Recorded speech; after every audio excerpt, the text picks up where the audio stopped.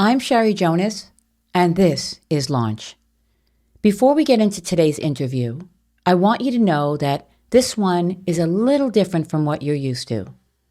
Most of the time, I offer advice for parents who are having a difficult time with their adult children.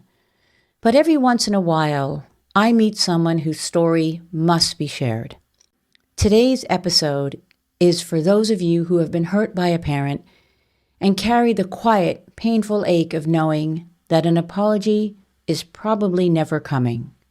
My guest, Paula Yost, calls it the apology ache, that deep, lingering hurt from a parent who has wounded you, and you have to accept that they are never going to acknowledge it. In fact, oftentimes, our only salvation is estrangement, which we never want to happen to us. Paula is a clinical mental health counselor, a lawyer, and the author of the book Tumbleweeds. This conversation is about her deeply personal and painful experiences with a mother whom she struggled with practically her whole life, and how she came to terms with that relationship through the practice of radical acceptance, which she explains so beautifully. And perhaps most importantly, we talk about breaking that generational cycle, because so many people who are hurt by a parent carry a deep fear. Am I going to do this to my own kids, or can I break this toxic pattern? If you were hurt by a parent, the fear of repeating that with your own children is real. That part of our conversation is something I think every parent needs to hear, because I don't think any of us had a perfect childhood.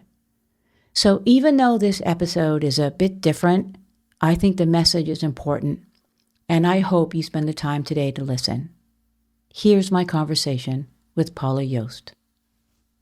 Hi, Paula. Thank you for joining me on Launch today.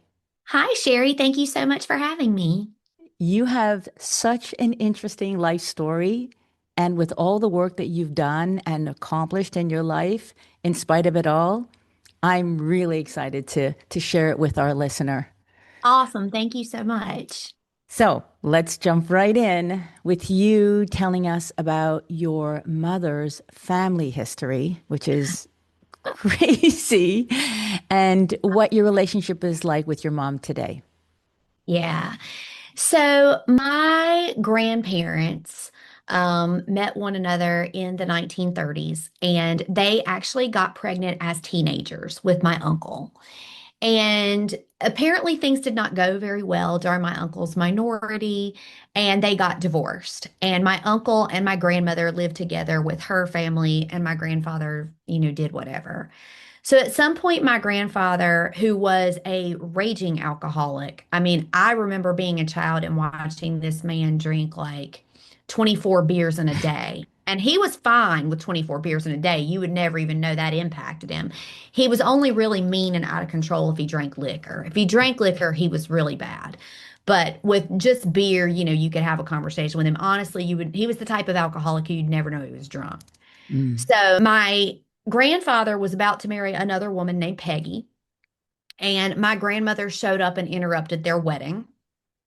And so my grandfather ultimately left that woman, reconciled with my grandmother, got her pregnant with my mom, and they named my mom Peggy. They weren't getting along again. They separated again. They wound up reconciling again. They had my aunt. The difference between my uncle and my mom is 18 years, and the difference between my mom and my aunt is 12 years. It's a huge age gap between Okay. all of them. Okay. And so then at some point, my grandparents got into a huge fight when my aunt was a child and my mother was a very young adult. And my grandmother actually shot my grandfather in the testicles and he wound up in the hospital. And like my mom said, it was humiliating because she remembers him like falling out of the house, like bleeding all between his legs, like winding up on the next door neighbor's sofa, ruins their sofa, blood's everywhere. She's a young girl in the early 60s in the hospital. They're trying to explain to my mom about her dad's male parts, which was not something she really needed to know about at that point. After that, him and my grandmother still spoke. They still I mean, they lived in a house together for a very long time after that. Like they just couldn't stay away from one another. Wait, But what about, hold on. I want to make sure our listener gets the part where he did not. he did not press any charges. He was like, "Yeah, I'm not going to press charges. She's the mother of my children, but I was real glad I was drunk when that happened." Like, that's the kind of stuff. And there was a lot of prolonged domestic violence. Like, she didn't just shoot him one day. Like, there was a lot of infidelity. There was a lot of drinking. There was a lot of hitting one another with frying pans. Like, it was not a good environment. And so it's interesting though, because to hear my mom and more particularly her younger sister, my aunt, describe it, my aunt will not talk about the dysfunction really. She describes it as like we still had a wonderful, loving family. Mm. And my aunt was the baby of it all. And I remember things that I thought were pretty awful, but they just kind of glossed over it, right? And it just really wasn't, I think they were so used to it and so ingrained in it that it Yeah. didn't really impact them as much. So my mom wound up marrying my dad, and my dad is really a good person, and his parents were really good people. And so they got married, but and had me, and I'm an only child. But essentially, at this point in my life, it took me a while to realize this. I think that my mother has borderline personality disorder. I genuinely believe that she does. And I am a licensed clinical therapist. And I'm a lawyer, but I'm not just like saying that for no reason. Like if you look at the DSM-5's criteria, my mom meets almost all of the Do you requirements. want to share that for our listener? So some of the things that happen are um, emotional instability, like Mhm. intense, really reactive mood swings that could go on for a couple hours or a few days. Intense anger, like Mhm. really inappropriate anger over nothing or over something that like you wouldn't think would make her angry. Very much viewing people as teams, which is what we call splitting. Like, Mhm. I'm my dad's child, I'm more like him. So Mhm. I'm not on her team. Even though she's married my dad and she loves my dad, I'm his child. Also just a history of like unstable relationships. And at the end of the day, what we know is that borderline personality disorder is a direct ramification of growing up in a home with a lot of exposure to domestic violence or alcoholism. Okay. Does it And have to, do you have to have that growing up, or can you develop the borderline personality disorder just feeling as if you've been abandoned or unloved? based on what we know about clinical research, I think almost any trauma could be a Yes. triggering factor if you're Right. worried about ultimately a fear of abandonment is really Mhm. what the root cause of it is. Good. Okay. And I want to add too, I'm extremely sympathetic to people who have borderline personality disorder. Like when they're at a 10, it's not fun for them either. But it's Hmm. definitely not fun for whoever they're taking that 10 out on. So I'm compassionate to it, but also, quite frankly, a victim of it as well. What's your relationship like with your mother now? It's estranged, Hmm. which is not something that I really wanted. Um, just to kind of give you some of the history of this. So, we had a significant estrangement when I was in college, my senior year of college, that Hmm. was ultimately only kind of reconciled by the death of the alcoholic grandfather I just told you about. Hmm. I felt really sympathetic to her. Her father had just died. And so I hadn't spoken to her in 6 months, but I made some contact with her then. Um, I almost cut her off when my second child was born because I had had a traumatic birth. And I think that my traumatic birth, I have the benefit of hindsight being 2020 now. I think that she was truly afraid I was going to die Hmm. because I did almost die. I had acute preeclampsia and I delivered an infant at 27 weeks. And the infant and I are both fine now, Hmm. but we didn't know at the time that either one of us were going to live. Like it was scary. And I think that that fear that I was going to die triggered her abandonment. And it led to some really inappropriate behavior. For instance, she walked into the room after I had given birth to Pearson and said, "Did you get your tubes tied? Because obviously you're not good at this." And that was really not what I needed to hear after I had been in the hospital for 6 days, had almost died, and had had a 1 pound, 14-ounce baby removed from my body and immediately taken away from me crying. I hadn't been able to hold my baby. Mm. I did not need that. Then we had another horrendous incident where I was actively in the neonatal intensive care unit trying to understand my child's heart monitor because my baby came home on a heart monitor and he was on a heart monitor in my house for 6 months. It was horrible. Again, everyone's fine now. But at the time, I have a 2-year-old. I have an infant who is medically fragile. I'm trying to figure out how I'm going to take care of my baby who is going to be hooked up to a heart monitor for months and months of time.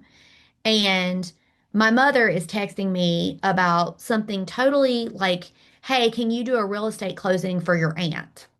To which I just responded no, not because I was trying to be rude or because I wasn't going to make a referral later.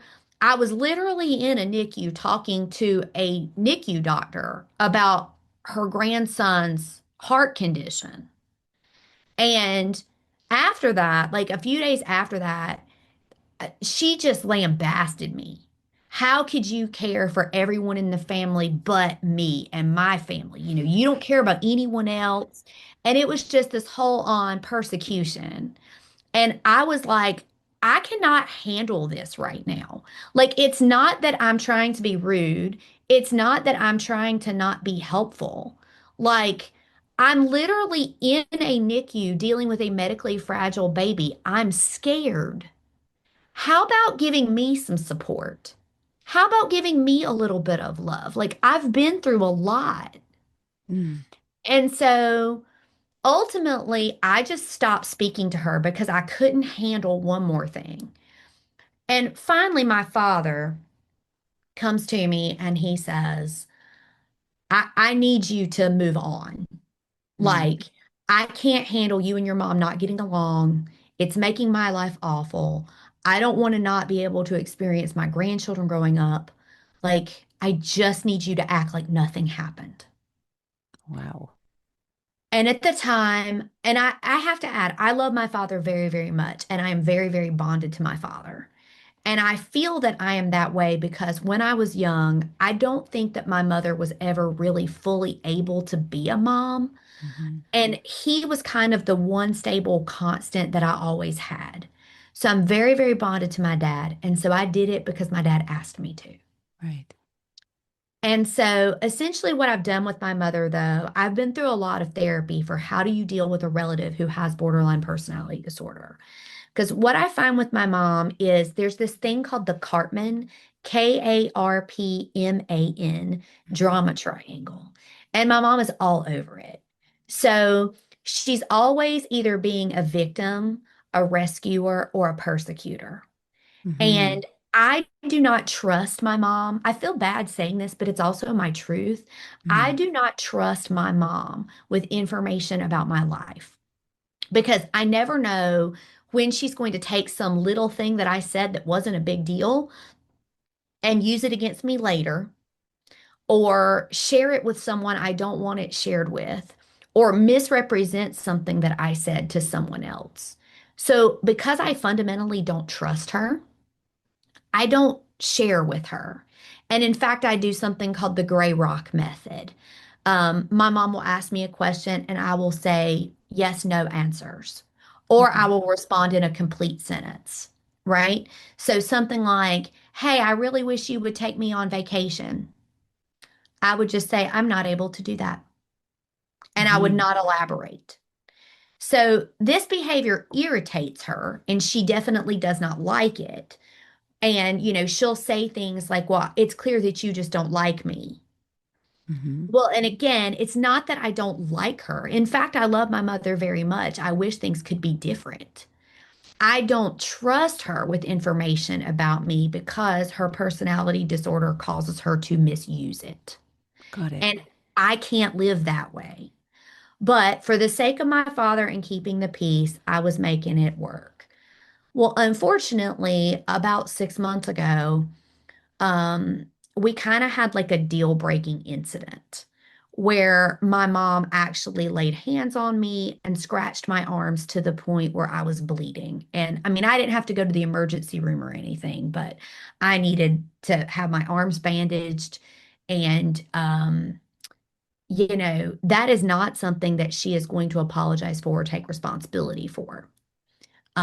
So essentially, Christmas and Thanksgiving went by, and I had nothing to do with her. And again, my father, God bless him, comes to see me and he's like, I want to put my family back together. And I told my dad, honestly, I have no problem with you. You are always welcome at my house. You are always welcome around my children. I love you very much, but I cannot do this. If she's able to tell me, I'm sorry, I took it too far. She was, in fact, having a borderline meltdown, which I've seen a million times in my life. It wasn't surprising. But if she's able to tell me she's sorry and she's not going to lay hands on me again, then perhaps we can have a conversation. But she's not willing to do that, and she can't. That's also a classic trait of borderline personality disorder. They are genuinely not able to apologize for whatever reason. Hmm. And so I'm kind of done. Like, I've just radically accepted that this is the mother I have.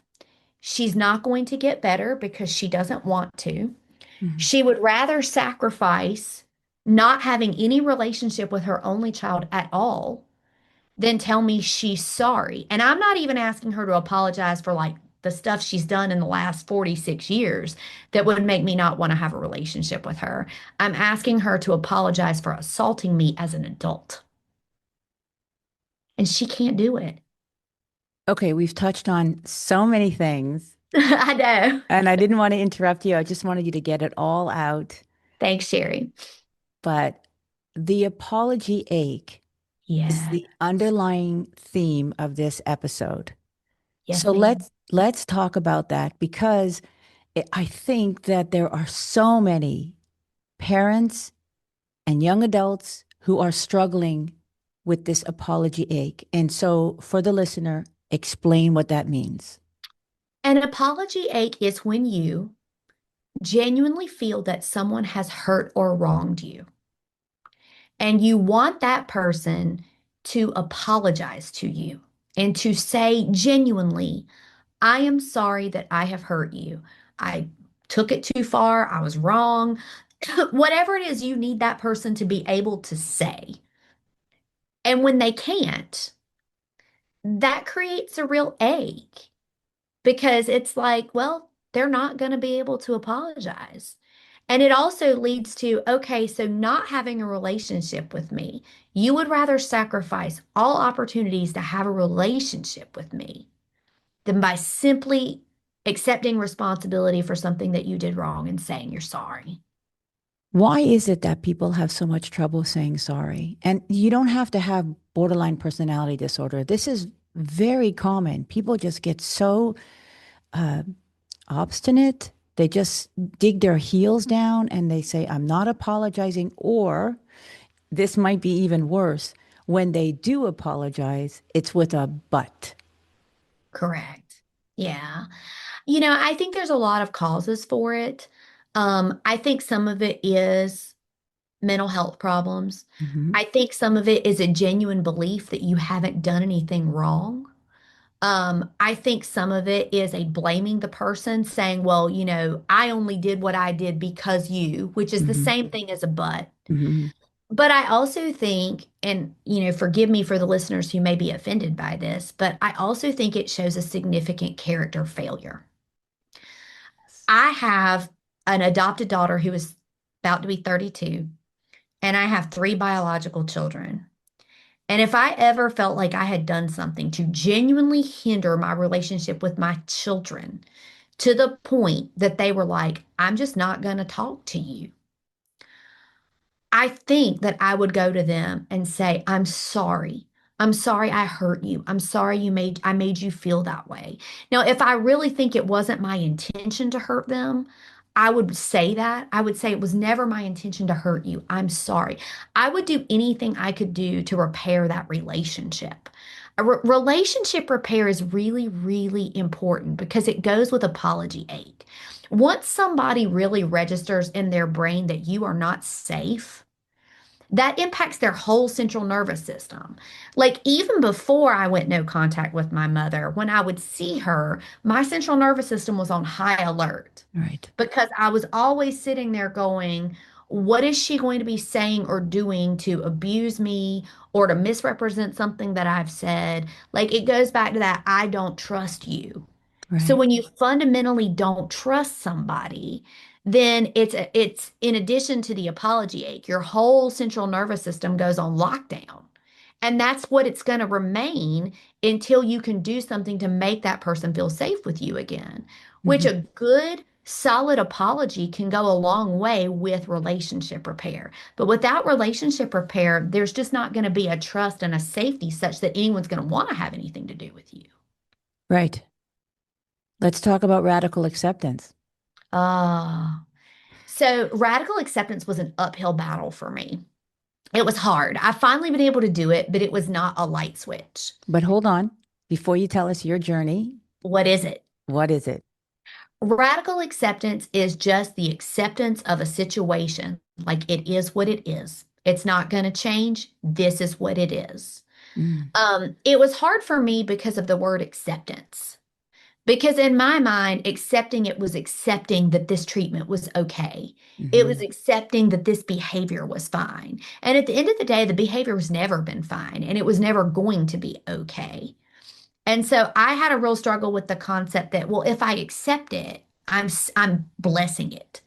That is not what you're doing. Hmm. What you're doing with radical acceptance is simply embracing my parent or child or whoever has some issues and they are what they are and they're not going to get better. Like I have radically accepted I am never going to get this apology from my mother. She is not capable of doing it. It's not going to happen. Okay. And and so, I mean, if it does, that's wonderful. Like, I would love nothing more. But my central nervous system won't feel safe without it, and she's not going to be able to do it. And I've radically accepted that this is what it is. But it doesn't seem to diminish the apology ache. It does not. Huh. It does not. Just accept, but I will say there is a freedom in radical acceptance. Because until you radically accept that this person is who they are and they are the way that they are, a lot of times what you spend time doing is trying to change them, fix them, get them to act the way you want them to act or the way you think they should act. And you have an expectation for what you think they can do. We also call that a schema in psychology. Like your schema is your perception of how a person should behave, and Right. they're not able to do it. So you're always disappointed and you're always upset. Right. And so once you radically accept this is who they are, then it makes it easier. The other thing it makes it easier to do is to tolerate things like emotional abuse, quite frankly. I do not want to be estranged from my mother. I'm estranged from her as a self-protection mechanism. Hmm.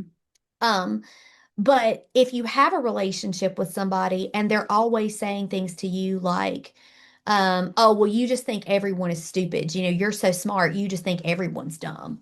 Well, that's not true. That's not what I said. And, now I can't have a constructive conversation about anything because you're attacking something that I just said. Hmm. Then what it does is it makes you take that personally. Like it makes you feel like a bad person. I have had so many clients come to see me in therapy who are really upset, and we've spent a whole hour analyzing something hurtful that their parents said to them last weekend.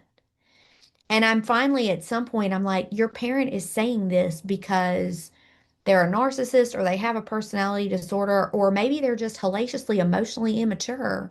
And Mm. they think that because you're their child, they're entitled to speak to you any kind of way. And now we're unpacking this emotional abuse that really isn't yours to carry. They shouldn't say things like that to you in the first place. Right. There's so much I want to unpack still with you, but I do want you to start talking about yourself as a mother now.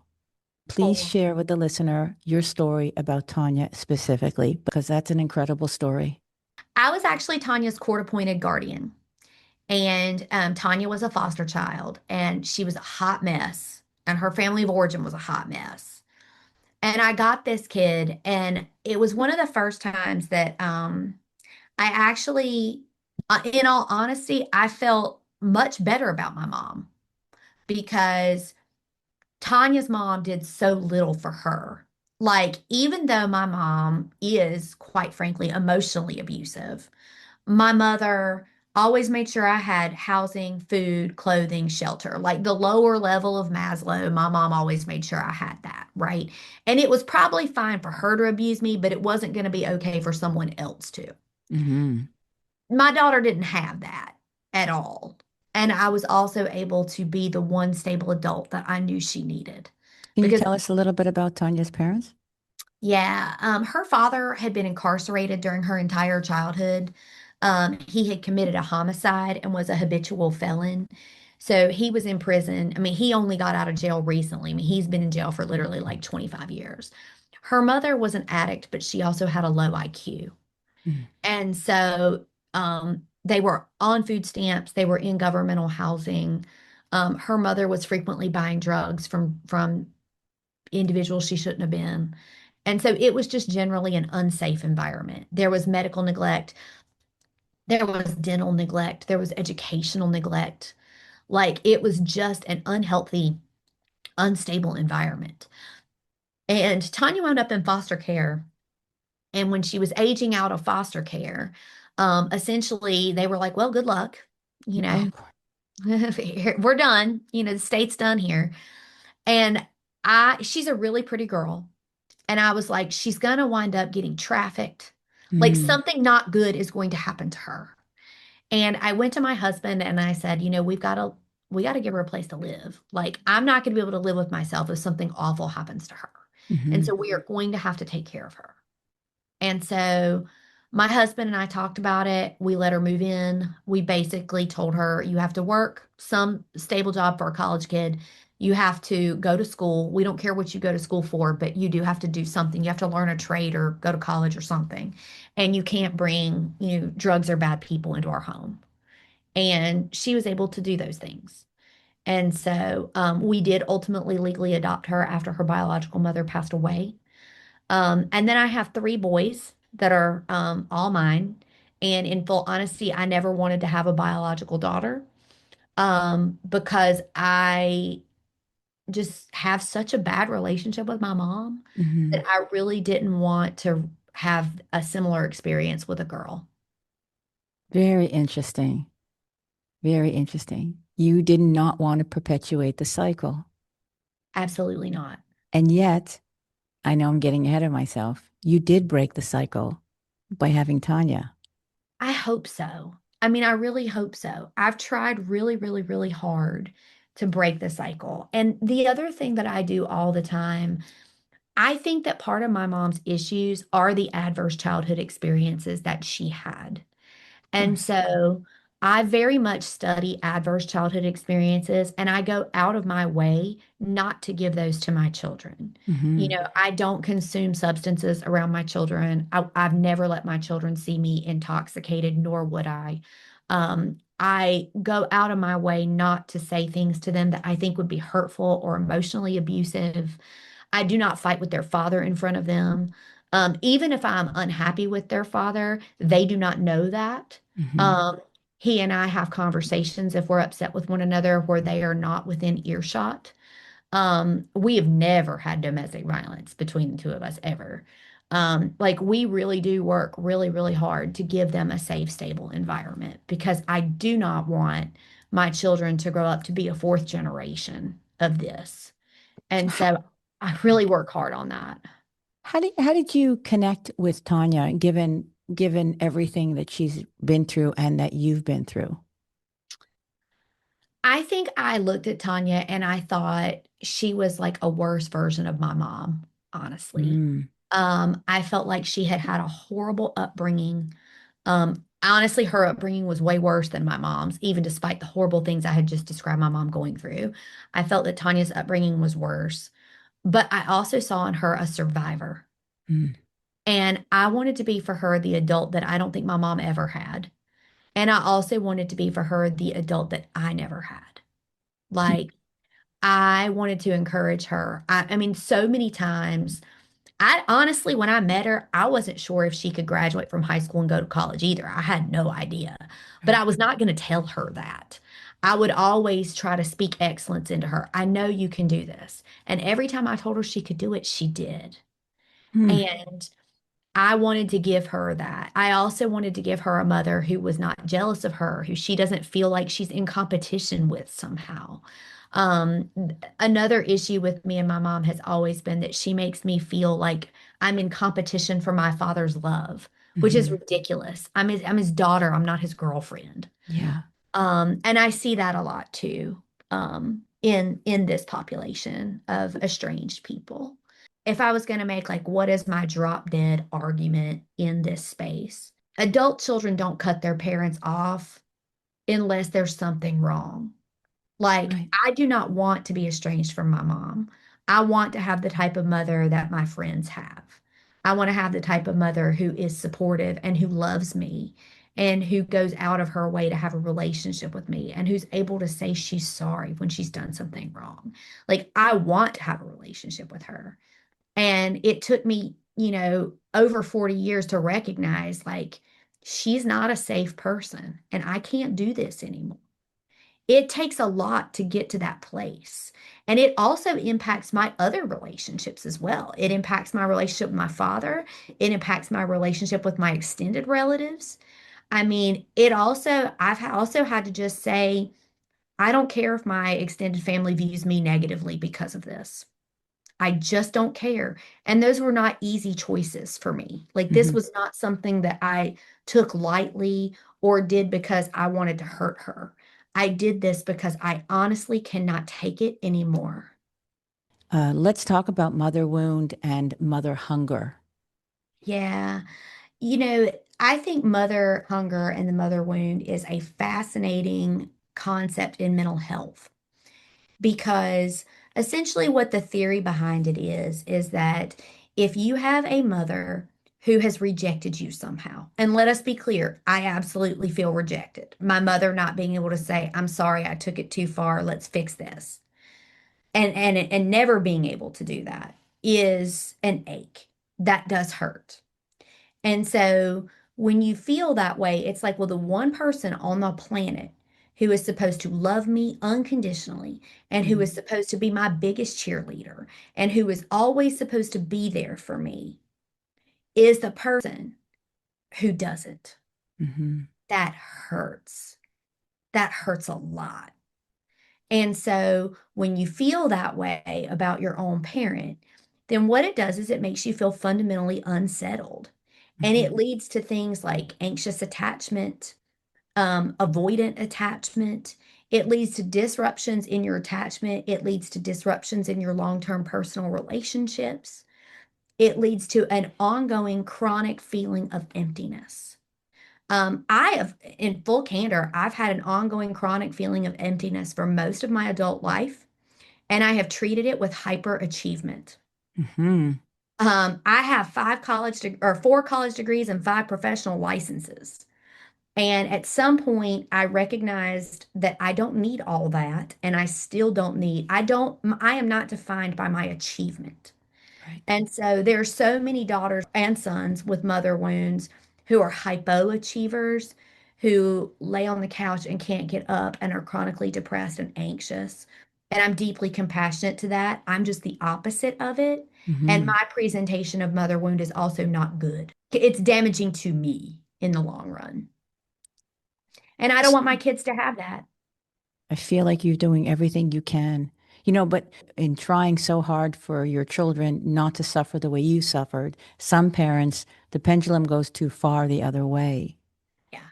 And so we have to be very cognizant as parents that when you're coming from that kind of trauma in your life, that you don't overcompensate with your adult children by the coddling and protecting them, that you actually suffocate them, which Right. obviously you found balance in that because you're not doing that with your children. You made a comment when we spoke earlier, not on this call, a previous call, where you said you have two choices. You can go through your life broken because you didn't get something that you needed from your Yeah. mother or father, but in this case, or or you choose to survive. That's right. I haven't had a perfect upbringing. For me personally, and my story is nothing compared to yours, but I do believe in the power of breaking cycles. Yes. So if nothing else, think about the future of your children and your grandchildren, and that you need to, at one point, being the cycle stopper. Yes. You You know? have to figure out a way to do it Yeah. because if you don't do it, then this goes on. I mean, this Hmm. goes on for generations and generations. Right. I am not the first person in this family to have an estrangement, but I'm sure hoping I'm the last. Yeah. Let's tell the listener how Tanya's doing. Tanya's doing great. Tanya Mm. has she did graduate from college. She works in her field. She has a responsible tax-paying job. She's been in a long-term relationship with her boyfriend, and they have a 6-year-old, or actually, she's 7 now. So she is a mother herself, and she's doing really, really well. So I have a Mm. granddaughter from all this too. Mm. I love it. What a beautiful story. We haven't even talked about your book. Do you, Yeah. you want to So tell the listener about your book? Yeah, so my book is out. It is on Amazon.com and it is called Tumbleweeds. Hmm. And it is essentially the story of my 4 kids, like what I went through with them, bringing them in the world. I do talk about this topic some in the book, but it's not a huge overarching part of the book. Good. Well, they have this episode then that they That's right. can learn more about you. So, but what inspired you to write it? Oh, goodness, anger. I know Huh? that's like not the answer anyone wants, like no one No, wants but to be a if mother. it's healing, Yeah, I was very angry about the way my daughter had to grow up. hmm, And I was angry about some of the things that I experienced when I was trying to have my children, the birth process and things like that. And so I wrote a book because I don't want other people to have to go through those things. okay. And if they are, I'm hoping that I can inspire a little bit of hope for them. I always like to leave my each episode on a positive note, something for everyone to walk away with. For someone listening right now who's waiting for the apology, struggling with that ache, do you have any suggestions for them? Let it go. Wow. Let it go. I know that's hard, but letting it go means radically accepting that it may not ever happen because they can't. Some people simply cannot do it. And holding that around and carrying it around hurts you. And I will also add doing all of the things that you need to do to take care of you. If you're having an apology ache, particularly if it's from a parent, you need to take care of yourself more than the average person does. So don't wear clothes that make you uncomfortable. Don't eat food you don't really like. Get some really good exercise. Try to prioritize your sleep. Like go out of your way to make yourself the healthiest version of you that you can be because you deserve that. Hmm. And I think a lot of times our parents make us feel like we don't deserve that. Like we don't deserve goodness. Like if my own parent rejects me or my own parent can't say, I'm sorry, I love you. I didn't mean to hurt you. I didn't mean to make you feel that way. When your own parent can't do that, some of the time you just have to love yourself and get yourself so busy taking care of yourself that this doesn't permeate your thoughts because it's not going to go anywhere good for most of us, unfortunately. Paula, this is such a beautiful conversation. Thank you so much for being so open and so vulnerable and sharing so much of your life story. And I know it's not always easy to talk about our stuff. So thank you so much. And Tumbleweeds, I'll put the book in the contact information and more if they want to reach out to you because, as you Yeah. said, you are a therapist. It's been a beautiful experience talking to you. Thank you.